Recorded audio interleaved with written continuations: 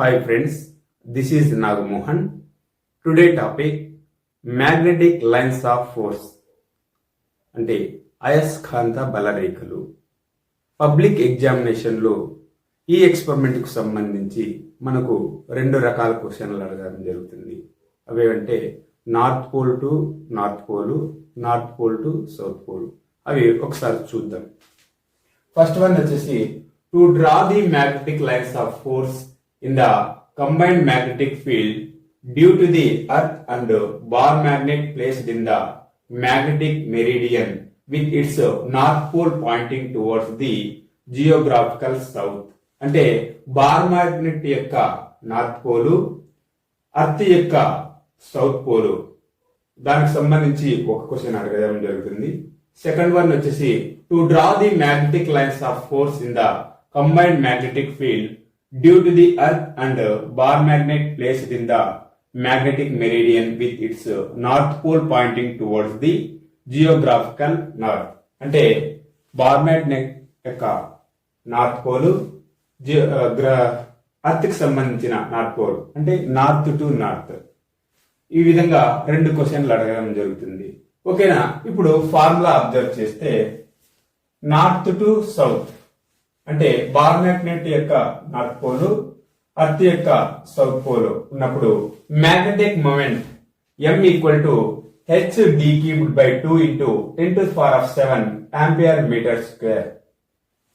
అదే north pole to north pole అంటే earth యొక్క నార్త్, అదే బార్ మ్యాగ్నెట్ యొక్క నార్త్ పోల్ రెండు ఉన్నప్పుడు magnetic moment M equal to H d cubed into 10 to the power of 7 ampere metre square, where D అనేటువంటిది ఏమంటే average distance between the null points and centre of the magnet అనమాట. H equal to BH that equal to 0.38 into 10 to the power of -4 tesla. మరి ఈ experiment కు సంబంధించినటువంటి table observe చేసినట్లయితే ఈ విధంగా ఉంటుంది. అంటే ఫస్ట్ వన్ వచ్చేసి టు ఫైండ్ ద ఎం అంటే మ్యాగ్నెటిక్ మొమెంటం సంబంధించి ఈ టేబుల్ అంటే ఎప్పుడు నార్త్ టు సౌత్ పోల్ ఉన్నప్పుడు, అలాగే టేబుల్ 2 వచ్చేసి నార్త్ టు నార్త్ పోల్ ఉన్నప్పుడు మనము ఈ విధంగా టేబుల్స్ అనేటువంటివి వేసుకోవడం జరుగుతుంది. ఓకే, ఇప్పుడు ఈ ఎక్స్పెరిమెంట్ ఏ విధంగా చేయాలో ఒకసారి యానిమేషన్ వీడియో ఒకసారి అబ్జర్వ్ చేద్దాం. ఓకే, అయస్కాంత బలరేఖల ధర్మాలను తెలుసుకుందాం. 1. అయస్కాంత బలరేఖలు ఉత్తర ధ్రువం నుండి బయటకు వచ్చి దక్షిణ ధ్రువం గుండా అయస్కాంతం లోనికి ప్రవేశిస్తాయి.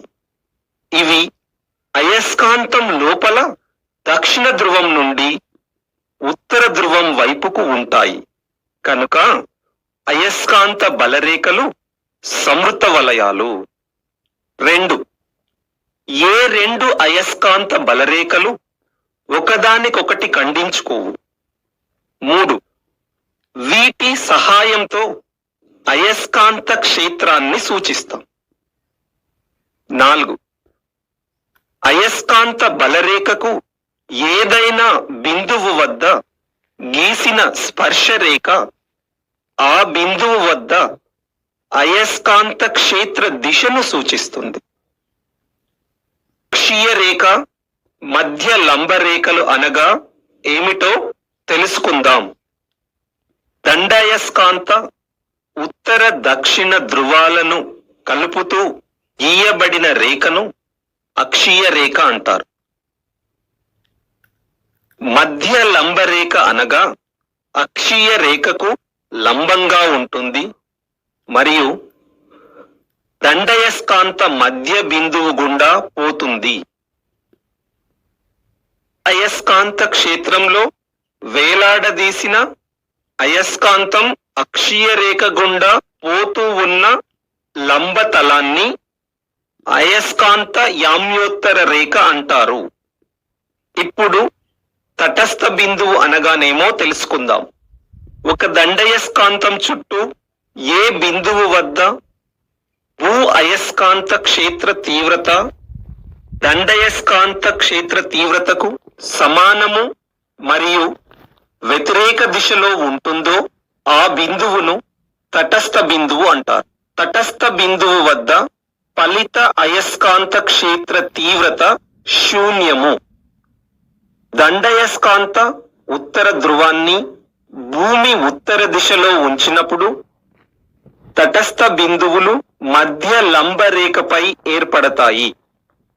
దీనికి కారణం మధ్య లంబ రేఖపై దండయస్కాంత ఉత్తర దక్షిణ ధ్రువాల ఫలిత బలం భూ దక్షిణ దిశలో ఉంటుంది. భూ అయస్కాంత క్షేత్రం ఉత్తర దిశలో ఉంటుంది. పరిమాణాలు సమానం కావున ఒకదానిని మరి ఒకటి రద్దు చేసుకుంటాయి. ఫలిత క్షేత్ర తీవ్రత 0 అవుతుంది. దండయస్కాంత ఉత్తర ధ్రువాన్ని భూమి దక్షిణ దిశలో ఉంచినప్పుడు తటస్థ బిందువులు అక్షీయ రేఖపై ఏర్పడతాయి. దీనికి కారణం అయస్కాంతానికి అక్షీయ రేఖ పైన ఉత్తర ధ్రువం వద్ద ఉండే బిందువుల వద్ద దండయస్కాంత క్షేత్రం భూ దక్షిణ దిశలో ఉంటుంది. భూ అయస్కాంత క్షేత్ర దిశ ఉత్తర దిశలో ఉంటుంది. పరిమాణం సమానం అయ్యే బిందువు వద్ద తటస్థ బిందువు ఏర్పడుతుంది. అదే విధంగా అయస్కాంత దక్షిణ ధ్రువం వద్ద ఉండే బిందువు వద్ద కూడా తటస్థ బిందువు ఏర్పడుతుంది. భూమి దండయస్కాంతాల సంయుక్త క్షేత్రంలో బలరేఖలను గీసి తటస్థ బిందువులను గుర్తించుట మరియు దండయస్కాంత ధ్రువసత్వం అయస్కాంత భ్రామకం కనుక్కోవడం. ప్రయోగం చేయడానికి కావలసిన పరికరాలను తెలుసుకుందాం. డ్రాయింగ్ బల్ల, తెల్ల కాగితం, దండయస్కాంతం, కంపాస్, డ్రాయింగ్ పిన్నులు, స్కేలు, పెన్సిల్. ఇక ఇప్పుడు దండయస్కాంత ఉత్తర ధ్రువాన్ని భూ ఉత్తర దిశలో ఉంచి దండయస్కాంతం మరియు భూమి సంయుక్త క్షేత్రంలో బలరేఖలు ఎలా గీయాలో నేర్చుకుందాం. ఇది ఒక డ్రాయింగ్ బోర్డు. దీనిపై ఈ తెల్లని కాగితాన్ని పిన్నుల సహాయంతో అమర్చాలి.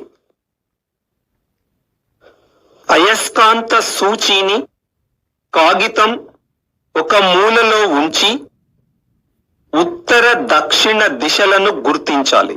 తూర్పు పడమర దిశలను కూడా గుర్తించాలి. తరువాత అయస్కాంత సూచీని కాగితం మధ్యలో ఉంచాలి. ఉత్తర దక్షిణ దిశలను కూడా గుర్తించాలి. వాటిని కలుపుతూ రేఖను గీయాలి. దాని మధ్య భాగంలో దండయస్కాంతం అక్షీయ రేఖ వచ్చినట్లుగా దానిని అమర్చాలి. ఉత్తర ధ్రువం ఉత్తర దిశలో ఉండేటట్లుగా దండయస్కాంతాన్ని అమర్చాలి. అయస్కాంతం చుట్టూ గీతలను గీయాలి. దీనిని ప్రయోగం చేసినంతసేపు కదల్చకుండా చూడాలి. అయస్కాంత సూచీని దండయస్కాంత ఉత్తర ధ్రువం దగ్గరగా ఉంచాలి. సూచి నిశ్చల స్థితిలోనికి వచ్చిన తరువాత సూచి సూచించే దిశలో ముందు వెనక 2 చుక్కలు గుర్తించాలి. సూచీని ముందు చుక్క వద్దకు జరపాలి. మరల సూచీని నిశ్చల స్థితిలో సూచించే దిశలో చుక్క గుర్తించాలి. ఇదే విధంగా ఉత్తర ధ్రువం నుండి బయలుదేరి దక్షిణ ధ్రువం వరకు బిందువులను సూచించాలి. ఈ బిందువులను కలుపుతూ వక్రాన్ని గీయాలి. ఇదియే అయస్కాంత బలరేఖ. ఇదే విధంగా బలరేఖలను అయస్కాంతం రెండు వైపులా వేరు వేరు బిందువుల నుండి గీయాలి.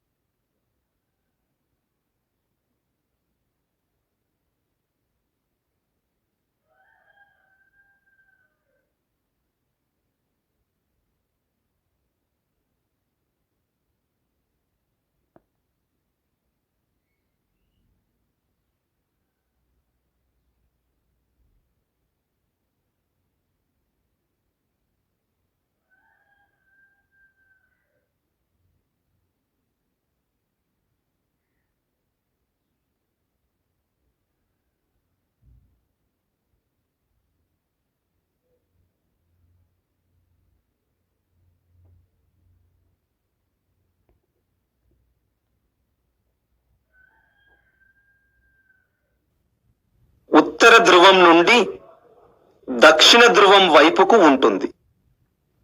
ఇప్పుడు తటస్థ బిందువులను ఎలా గుర్తించాలో నేర్చుకుందాం. అయస్కాంత సూచిని దండయస్కాంతానికి దగ్గరగా మధ్య లంబరేఖపై ఉంచాలి. సూచిని అయస్కాంతం నుండి దూరంగా జరపాలి. ఒక బిందువు దగ్గర సూచి హఠాత్తుగా వెనకకు తిరుగుతుంది. ఆ బిందువును గుర్తించాలి. అది ఏ తటస్థ బిందువు. తటస్థ బిందువు వద్ద సూచి చుట్టూ చిన్న వృత్తాన్ని గీయాలి. ఆ బిందువు వద్ద అయస్కాంత సూచిని ఏ దిశలో ఉంచినా అదే దిశలో కదలకుండా నిశ్చలంగా ఉంటుంది. దీనిని బట్టి అది సరి అయిన బిందువో కాదో తెలుసుకోవచ్చు. అలాగే రెండవ వైపు కూడా మధ్య లంబరేఖపై అయస్కాంతం నుండి అయస్కాంత సూచిని దూరంగా జరుపుతూ రెండవ తటస్థ బిందువును గుర్తించాలి. తటస్థ బిందువు వద్ద సూచి చుట్టూ చిన్న వృత్తాన్ని గీయాలి. ఈ రెండు తటస్థ బిందువుల మధ్య దూరాన్ని కొలవాలి. వాటి మధ్య దూరంలో సగం విలువను లెక్కించాలి. ఇక్కడ చూడండి, ఈ రెండు బిందువుల మధ్య దూరం 30 సెంటీమీటర్లు కదా. దీనిలో సగం విలువ 15 సెంటీమీటర్లు. కావున D is equal to 15 సెంటీమీటర్లు లేదా 15 ఇంటూ 10⁻² మీటర్లు.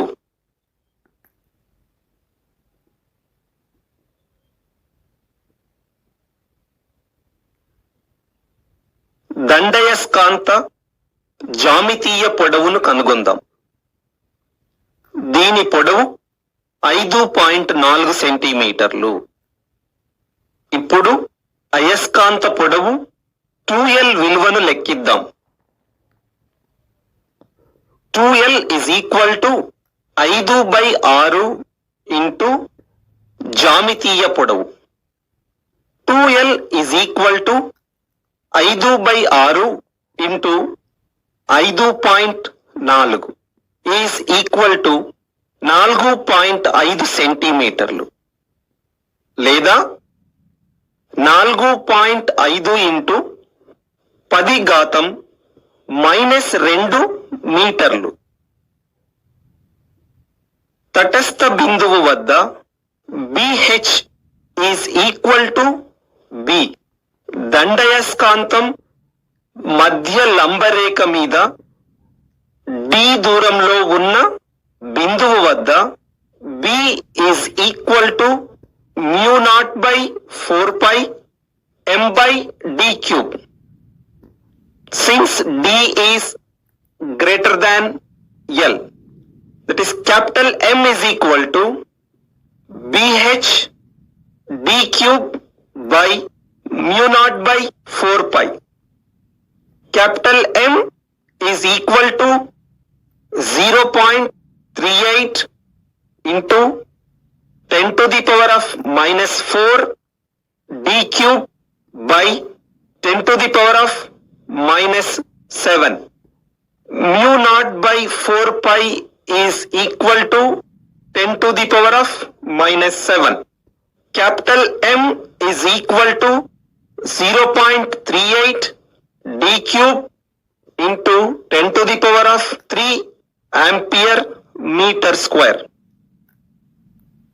దీనిలో d విలువ ప్రతిక్షేపించిన m is equal to 0.38 bracket 15 into 10 to the power of minus 2 bracket close whole cube into 10 to the power of 3. Capital M is equal to 0.38 into 3375 into 10 to the power of minus 6 into 10 to the power of 3. Capital M is equal to 1282.5 into 10 to the power of minus 3. Capital M is equal to 1.2825 ampere meter square. లేదా capital M is equal to 1.3 ampere meter square. ఈ capital M అంటే అయస్కాంత భ్రామకము. ధ్రువసత్వం small m is equal to capital M by 2L. That is equal to 1.2825 by 4.5 into 10 to the power of minus 2. That is equal to 0.285 into 10 to the power of 2. That is equal to 28.5 ampere meter. ఈ విధంగా అయస్కాంత భ్రామకం capital M మరియు ధ్రువసత్వం small m విలువలను కనుగొనాలి. అయస్కాంత దక్షిణ ధ్రువాన్ని భూ ఉత్తర దిశలో ఉంచి బలరేఖలను గీయుట. మొదట తెలిపిన విధంగానే తెల్లని కాగితాన్ని డ్రాయింగ్ బోర్డుపై పిన్నులతో అమర్చాలి. అయస్కాంత సూచిని కాగితం ఒక మూల ఉంచి భూమి ఉత్తర దక్షిణ దిశలను గుర్తించాలి. తూర్పు పడమర దిశలను గుర్తించాలి. అయస్కాంత సూచిని కాగితం మధ్యలో ఉంచాలి. ఉత్తర దక్షిణ దిశలను గుర్తించి వాటిని కలుపుతూ ఒక సరళ రేఖను గీయాలి. ఈ రేఖ యొక్క మధ్య బిందువు వద్ద దండయస్కాంత మధ్య బిందువు ఏకీభవించునట్లుగా భూమి ఉత్తర దిశలో దండయస్కాంత దక్షిణ ధ్రువాన్ని ఉంచాలి. చుట్టూ గీతలను గీయాలి. ధ్రువాలను గుర్తించాలి. అయస్కాంత సూచిని దండయస్కాంత ఉత్తర ధ్రువం దగ్గర వేరు వేరు బిందువుల వద్ద ఉంచుతూ ఇంతకు పూర్వం మాదిరిగానే సూచి నిశ్చల స్థితిలోనికి వచ్చిన దిశలను చుక్కల సహాయంతో గుర్తించాలి. ఈ విధంగానే దండయస్కాంతం చుట్టూ సంయుక్త క్షేత్రంలో బలరేఖలను గీయాలి.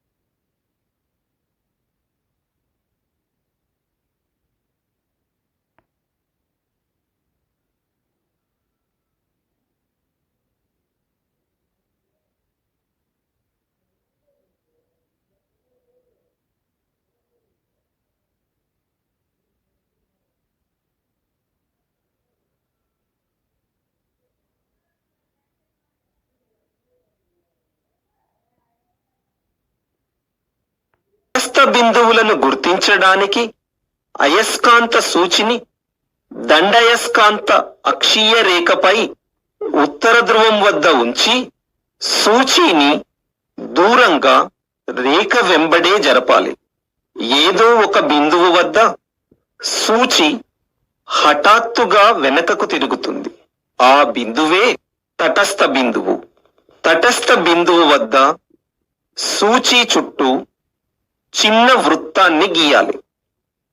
తరువాత అక్షీయ రేఖపై దక్షిణ ధ్రువం వద్ద సూచీని ఉంచి దూరంగా జరుపుతూ మరల తటస్థ బిందువును గుర్తించాలి.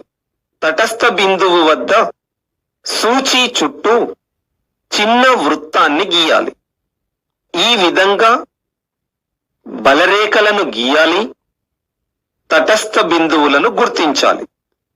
అయస్కాంత బలరేఖలను గీసిన తరువాత కాగితాన్ని బయటకు తీసి తటస్థ బిందువుల మధ్య దూరం కనుగొనాలి. ఆ మధ్య దూరంలో సగం విలువను కనుగొనాలి. ఇదిగో చూడండి, తటస్థ బిందువుల మధ్య దూరం 38 సెంటీమీటర్లు. దీనిలో సగం 19 సెంటీమీటర్లు కదా. D ఈజ్ ఈక్వల్ టు 19 సెంటీమీటర్లు లేదా 19 ఇంటూ 10⁻⁻2 మీటర్లు. అలాగే దండయస్కాంత జామితీయ పొడవును స్కేలు సహాయంతో కనుగొందాం. దీని పొడవు 5.4 సెంటీమీటర్లు. ఇప్పుడు అయస్కాంత పొడవు 2L విలువ 2L is equal to 5/6 into జామితీయ పొడవు, that is equal to 5/6 into 5.4. 2L is equal to 4.5 centimetres లేదా 2L is equal to 4.5 into 10⁻⁻2 metres. తటస్థ బిందువు వద్ద BH is equal to B. దండయస్కాంతం అక్షీయ రేఖ మీద D దూరంలో B is equal to μ0/4π 2m/d3. BH is equal to μ0/4π 2m/d3. Capital M is equal to BH d3/2 into μ0/4π. Capital M is equal to BH d3/2 into 10⁻⁻7. μ0/4π is equal to 10⁻⁻7. Capital M is equal to 0.38 into 10⁻⁻4 d3/2 into 10⁻⁻7. Capital M is equal to 0.38 into 10⁻³ d3/2. దీనిలో D విలువ ప్రతిక్షేపించగా capital M is equal to 0.38 into 19 into 10⁻⁻2 whole cube into 10⁻³ Capital M is equal to 0.38 into 6859 into 10⁻⁻6 into 10⁻³/2. M is equal to 2606.4 into 10⁻⁻3/2. Capital M is equal to 2.6064/2. That is equal to 1.303. That is equal to 1.3 ampere meter square. దండయస్కాంత ధ్రువసత్వం small m is equal to capital M/2L. Small m is equal to capital M/2L is equal to 1.3 303 by 4.5 into 10 to the power of minus 2. Small m is equal to 0.2896 into 10 to the power of 2. That is equal to 28.9 ampere meters. ఈ విధంగా ప్రయోగాన్ని చేసి అయస్కాంత భ్రామకం, ధ్రువసత్వం విలువలను కనుక్కోవచ్చు. కానీ దీనికి BH విలువ తెలియాలి. అయస్కాంత భ్రామకం తెలిసిన అయస్కాంతాన్ని తీసుకొని ఈ ప్రయోగం చేసి వేరువేరు ప్రదేశాల వద్ద BH విలువను లెక్కించవచ్చు. ప్రయోగం చేయునప్పుడు తీసుకొనవలసిన జాగ్రత్తలు: 1. ప్రయోగం మధ్యలో డ్రాయింగ్ బోర్డును కదల్చకూడదు. 2. డ్రాయింగ్ బోర్డు పరిసరాలలో అయస్కాంత పదార్థాలు ఉండకూడదు. 3. అయస్కాంత బలరేఖలను బాణం గుర్తులతో సూచించాలి. 4. మధ్య లంబరేఖపై దండయస్కాంతానికి దగ్గరగా అయస్కాంత సూచిని ఉంచినప్పుడు అది దండయస్కాంతానికి సమాంతరంగా ఉండాలి. 5. అయస్కాంతాన్ని అయస్కాంతం చుట్టూ గీసిన గీతల మధ్యనే ఉంచాలి. చూశారు కదా, ఇప్పుడు యానిమేషన్ వీడియో ఎక్స్పెరిమెంట్ ఏ విధంగా చేయాలి మరియు క్యాల్కులేషన్ ఏ విధంగా చేయాలో మనం అబ్జర్వ్ చేశాం. వాటికి సంబంధించిన వాల్యూస్ ఇక్కడ వేయడం జరిగింది. మనకు north pole to south pole తీసుకున్నప్పుడు నల్ పాయింట్ డిస్టెన్స్ ఎంత వచ్చింది? 19 సెంటీమీటర్ వచ్చింది. నార్త్ టు నార్త్ తీసుకున్నప్పుడు 15 సెంటీమీటర్ వచ్చింది. మనకు నార్త్ టు సౌత్ తీసుకున్నప్పుడు మనకు ఫార్ములా ఏమి? m h/d³/2 into 10⁻⁷. వాటిలో మనకు వాల్యూస్ సబ్స్టిట్యూట్ చేసినట్లయితే ఏమొచ్చింది? మ్యాగ్నెటిక్ మూమెంట్ 0.292896 వచ్చింది. అలాగే ధ్రువసత్వం m ఏమొస్తుంది? m/2l కాబట్టి 29 ఆంపియర్ మీటర్ వచ్చింది. అలాగే నార్త్ టు నార్త్ పోల్ తీసుకున్నప్పుడు మ్యాగ్నెటిక్ మూమెంట్ ఎంత వచ్చింది? hd³ ఇంటూ 10⁻⁷ ఈ విధంగా వాల్యూస్ సబ్స్టిట్యూట్ చేస్తే m value 1.2825 ampere metre square వచ్చింది. అలాగే ధ్రువసత్వం m=m/2l m